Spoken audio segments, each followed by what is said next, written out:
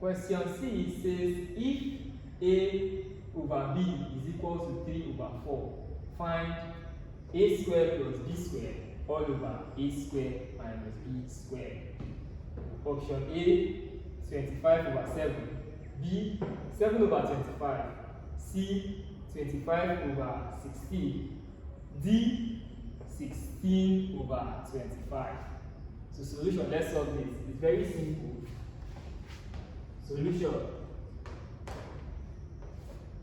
Say, let A be 3x. Let A be equal to 3x. 3 here, you add x. And B be equal to what? 4. 4 here, the denominator, attach x to it. It therefore means that A squared should be, since we have our A to be 3x, it means 3x all squared. And 3x all squared is the same thing as 3 squared. 3 squared is 9, x squared. B squared becomes, our B is what? 4x all squared. 4 squared is 16, x squared. Yes. If we substitute this into this equation for A squared and B squared, we have A squared plus B squared divided by A squared minus B squared is equal to, our A squared is 9x squared. So we have 9x squared plus our B squared is what? 16x squared divided by A squared here is what? 9x squared minus this is 16x squared. We have x squared, so we can add 9x squared plus 16x squared gives us 25x squared divided by 9x squared minus 16x squared will give us minus 7x squared. So this is the answer. But now if you come to the options here, you notice something, that there is no negative value. So it means what they want here is the absolute value. Don't forget, x squared will take away x squared. If we take the absolute value, we have 25 over 7. The absolute value of this is equal to 25 over 7. The negative sign goes out. So the correct option there is option A, 25 over 7. Question 7 says, if the sum of interior angles of a polygon is 1440 degrees, how many sides does it have? Option A, 10, B, 9, C, 8, and D, 12. Now recall from the formula that sum of interior angles, formula for sum of interior angles, we have sum of interior angles is equal to n minus 2 times 180, where n here simply stands for the number of sides, where n is equal to the number of sides. So from the question, they gave us the sum of the interior angles to be what? 1440 degrees. So we have 1440 is equal to n minus 2 times 180. If we make this stand alone, what we have to do is to divide both sides by each coefficient, which is 180.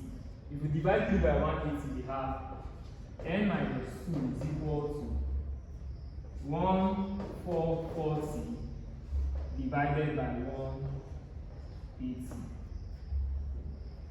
This is n minus 2 is equal to 1440 divided by 80 will give us 8 if you put your calculator correctly.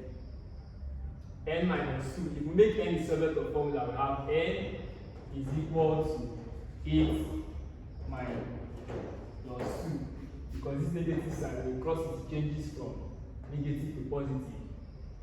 N is equal to what? 8 plus 2. And 8 plus 2 is equal to 10. Therefore, the number of sides is what? 10, option A. The correct answer remains option A, 10. Question 8 says simplify this equation. Looking at this equation is very confusing and some persons will be like, how do I solve something like this? Look at it, 1 all over 1 plus 1 all over 1 plus 1 all over 1 plus 1. For the right, option A we have 1 over 2, B we have 3 over 5, C we have 5 over 8, and D we have 3 over 4. So, to solve this kind of equation, we start from the innermost. So, to solve this equation, start from the innermost. The innermost here is this, right? So we see we start from 1 plus 1. 1 plus 1 gives us what? 2. So we have treated this. The next is to include this, which is 1 all over this. We have 1 all over 1 plus 1. No 1 plus 1 is already 2, so we have 1 over 2. This is the second step. We have treated the first step, this. We have treated the second step, which is this. The third step now is 1 plus 1 all over 2, which is 1 plus 1 all over 2. This will give us, find the LCM of these values. You have 2. 2 divided by 1, then you have 2. 2 times 2, you have 2 times 1, 2 plus 2 divided by 2 here, you have 1. 1 times 1, you have 1. This is 2 plus 1 gives us 3 over 2. We have treated the second one. This is taken care of. Now we have 1 all over this value, which is 1 all over 3 over 2. Yes. Now to solve this, the denominator of the denominator, which is this 2 here, comes up. This is the same thing. Let me explain. Divided by 3 over 2. Am I right? That is what this thing means. 1 divided by 3 over 2. We can do something here. This comes up, this goes down. We try to take this from division to multiplication. So we have 1 times 2 over 3. Yes. 1 times 2 here gives us what? 2 divided by 3. So we have treated what? This. The next one is 1 plus this. So we have 1 plus our answer here, which is 2 over 3. 1 plus 2 over 3, we find the LCM. The LCM is 3. 3 divided by 1 is 3. 3 times 1, 3. Plus 3 divided by 3, here we have what? 1. 1 times 2, we have 2. This is the same thing as 3 plus 2 gives us 5 all over 3. So we have treated this 1. Now the last step is this other one. We have 1 all over the answer, which is 1 all over 5 over 3. Just as we did here, we can say this is equal to 1 divided by 5 over 3. It's also the same thing as 1 times the sign changes of the numerator here.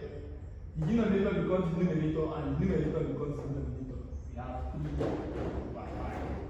And we multiply that out, we have it is equal to 3 over 5. 1 times 3 is 3 divided by 5.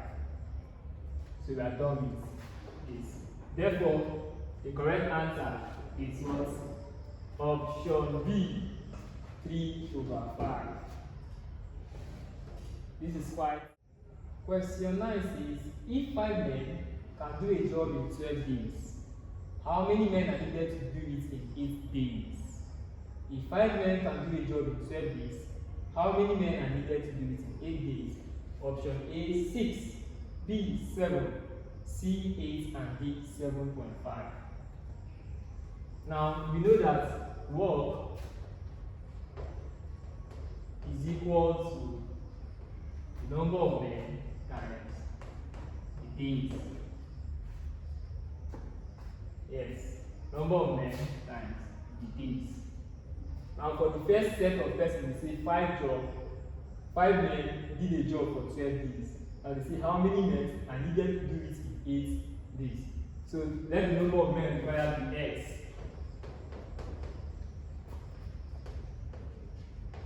Number of men required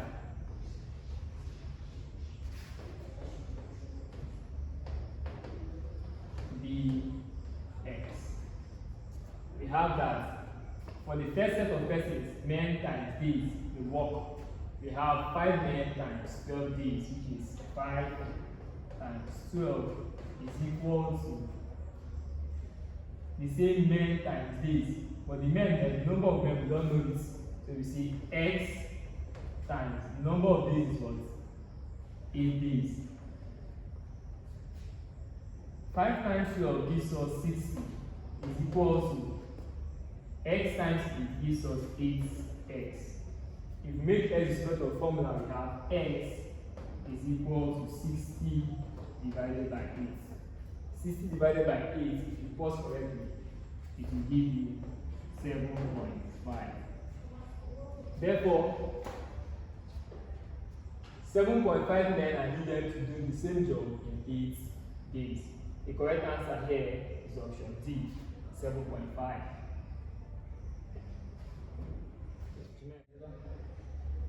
Question 10 says, a box contains 5 red balls, 4 blue, and 3 green balls. A box contains 5 red, 4 blue, and 3 green balls. What is the probability that 2 balls picked without replacement are both red? What is the probability that 2 balls picked without replacement are both red? This question is on probability. Option A, we have 10/66. B, we have 5/23. C, we have 1/6. And D, we have 1/2. Now from the question, we have number of red balls. Number of red balls to be equal to what? 5. We see 5 red balls. We have number of blue balls. Number of blue balls is equal to what? 4. And 3 green balls. So we have number of green balls is equal to 3. So we have written down the number of balls given. The first step is to know the total number of balls. Total number of balls is equal to, here we add this, the red balls plus the blue balls plus the green balls, which is 5 plus 4 plus 3. 5 plus 4 gives us 9. 9 plus 3 will give us 12. So we have a total of 12 balls. We say, what is the probability that 2 balls picked without replacement are both red? So probability of the first red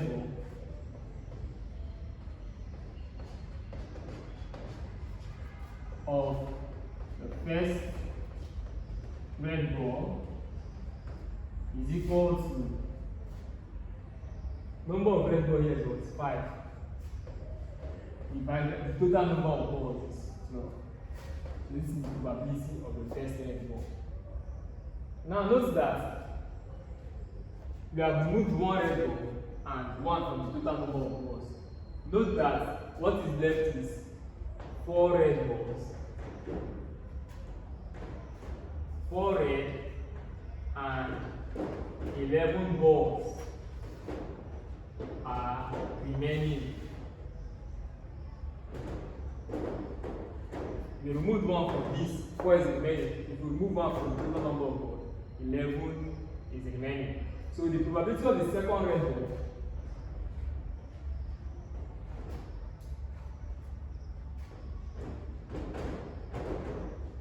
of the second red ball